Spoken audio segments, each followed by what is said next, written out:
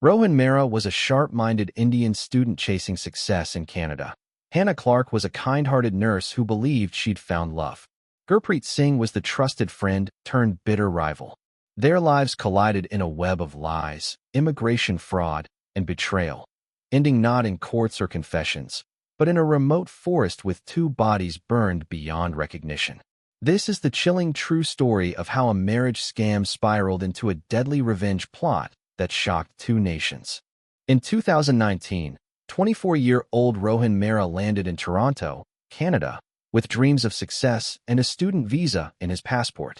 Coming from a modest farming family in Punjab, India, Rohan had always been ambitious.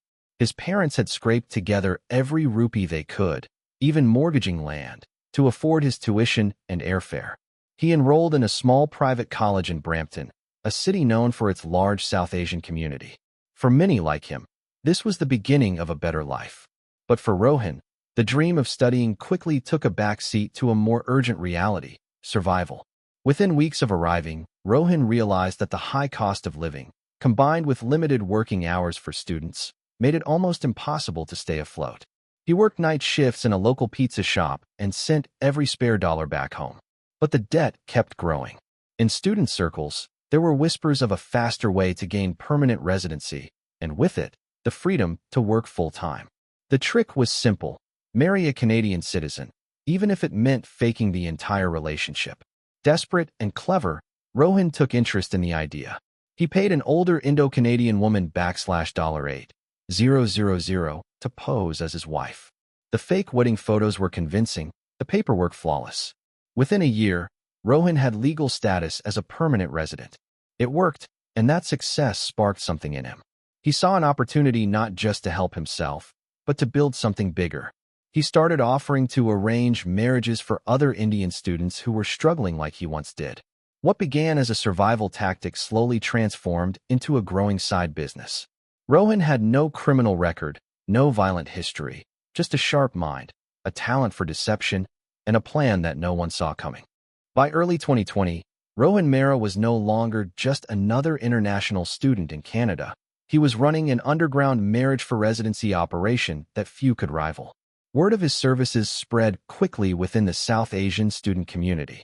For a fee of $20,000, Rohan would connect foreign students with Canadian citizens willing to enter a fake marriage. The process was smooth and carefully orchestrated. He provided photo sessions to create the illusion of a real relationship, coached couples on how to answer immigration interviews, and even rented apartments for fake cohabitation. His attention to detail made his business appear foolproof. Rohan wasn't working alone.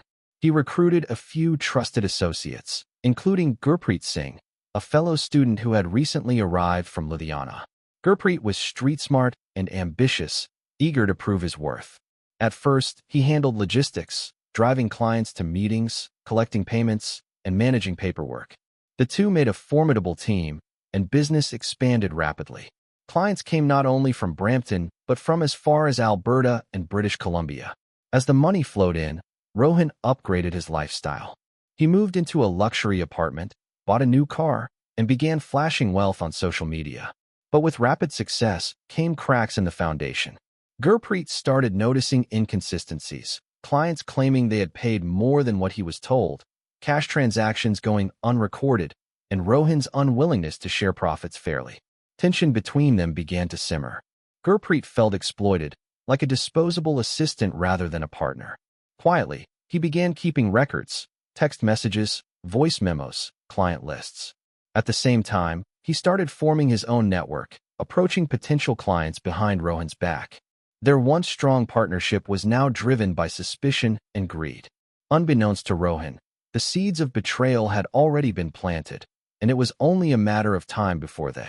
In early 2021, Rohan's life took an unexpected turn when he met Hannah Clarke, a 29-year-old nurse from Mississauga. She was kind, independent, and had no connection to the world Rohan operated in. To his friends, it seemed like an unusual match. Rohan, the smooth-talking scammer, and Hannah, a quiet, grounded professional. Unlike his first fake marriage, this one appeared genuine. They moved in together within months, and Rohan claimed to have fallen in love for the first time. Many believed he was ready to leave the scam business behind and start over. But the truth was more complicated. Behind the scenes, Rohan hadn't slowed down. His marriage operation was still running, though now managed more discreetly. Hannah's stable career and clean background gave Rohan a layer of protection. With her as a cover, he felt untouchable. She introduced him to her family and colleagues, and Rohan played the role of devoted partner flawlessly. For a time, it seemed like he was leading a double life effortlessly. Things began to unravel when Hannah stumbled upon a second phone hidden in his gym bag. Curious, she scrolled through messages and found conversations about payments, stage photo shoots, and false addresses. She didn't confront him immediately. Instead, she began piecing the puzzle together in silence. Suspicion turned into fear as she realized the depth of Rohan's deception. Unsure of who to trust, she began documenting everything: screenshots, bank records, even license plates of strangers visiting their home. Eventually, she reported her findings to the authorities anonymously. She believed she was doing the right thing, hoping Rohan would face consequences and come clean. But she underestimated how deeply he was entangled in the scam. Hannah's quiet act of justice set in motion a chain of events that would spiral far beyond her control. By late 2021, immigration officials in Canada began noticing unusual patterns. Multiple student visa holders applying for permanent residency through suspiciously timed marriages, many involving the same addresses and similar supporting documents. Anonymous tips had started to flow in, and one stood out: a detailed report outlining names, photos, and financial transactions tied to a man named Rohan Mehra. The tipster hadn't left a name, but investigators would later trace it back to Hannah Clarke. A task force was quietly formed, involving both immigration and local police. They began pulling records, analyzing applications, and cross-referencing couples. Rohan's name came up repeatedly, not as an applicant, but as a silent thread linking fake marriages across provinces. Investigators tapped into his bank activity and noticed large, unexplained deposits, often followed by cash withdrawals. They also tracked digital activity, including the hidden phone Hannah had found, now a crucial piece of evidence. To build a stronger case, authorities placed an undercover agent posing as a desperate international student into Rohan's circle. The agent was introduced by a mutual contact and quickly offered a $25,000 marriage package. Rohan, careful but confident, arranged meetings and began the coaching process. Every interaction was recorded. He had no idea he was already under surveillance. Meanwhile, Gurpreet, still bitter about being pushed out of the business, saw an opportunity. Hoping to save himself from potential legal trouble, he approached law enforcement and offered cooperation.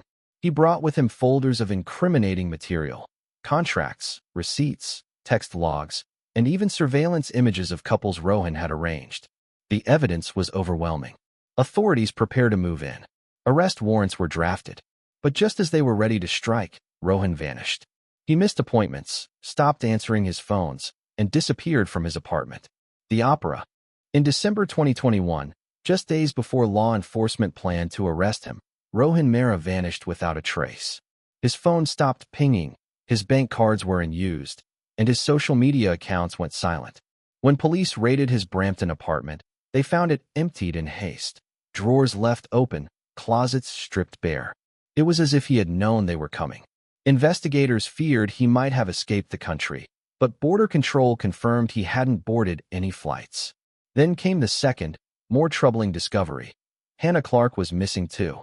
For weeks, neither Rohan nor Hannah could be located. Friends assumed they had gone into hiding together. Some speculated Hannah had helped Rohan flee, but her family disagreed. They believed something was terribly wrong. A missing persons report was filed, and the case shifted from fraud to a possible abduction or worse. Police widened their search to remote regions of Ontario, tracing any movement that could be linked to either of them. In early January 2022, two hikers in a remote part of northern Ontario stumbled upon a burned-out SUV near an isolated lake. Inside the charred vehicle were two bodies, both badly decomposed. The scene was grim. Preliminary forensic work confirmed the vehicle was registered to Hannah. Dental records later identified the bodies as Hannah Clarke and Rohan Mehra. But it wasn't just the fire that caught investigators' attention. It was the nature of their deaths. Autopsies revealed Hannah had been killed by a single gunshot to the back of the head.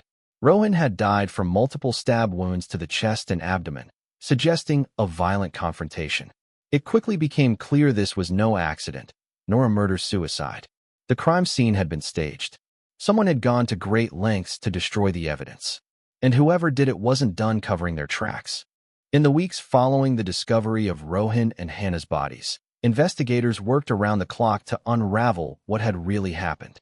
The theory of a murder-suicide quickly fell apart. The autopsy reports showed clear signs of struggle, especially in Rohan's case.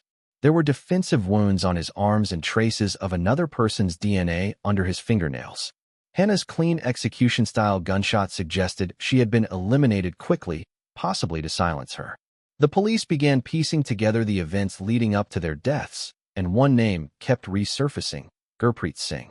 By now, Gurpreet had already cooperated with authorities to expose Rohan's scam network, but inconsistencies in his story raised suspicions. Surveillance footage from a highway gas station near the area where the bodies were found showed a car matching Gurpreet's vehicle just hours before the time of death. GPS data confirmed it had been in the vicinity of the lake. It was the break investigators needed. A warrant was issued, and Gurpreet's apartment was searched. Inside, police found bloodstained clothes, a burner phone with deleted messages, and a notebook detailing financial records and names of clients Rohan had never shared with him. When confronted with the evidence, Gurpreet cracked. He admitted he had tracked Rohan to the cabin where he and Hannah were hiding. Enraged over being cut out of the operation and humiliated in the community, he had confronted Rohan, demanding money and control. The confrontation turned violent. Gurpreet stabbed Rohan in a frenzy, then killed Hannah to prevent her from going to the police. He wasn't alone. Two members of his new gang helped stage the scene, torch the car, and dispose of any remaining evidence. All three were arrested and charged with double homicide. What began as a student's scheme to escape debt had ended in betrayal, murder, and a shattered web of lies.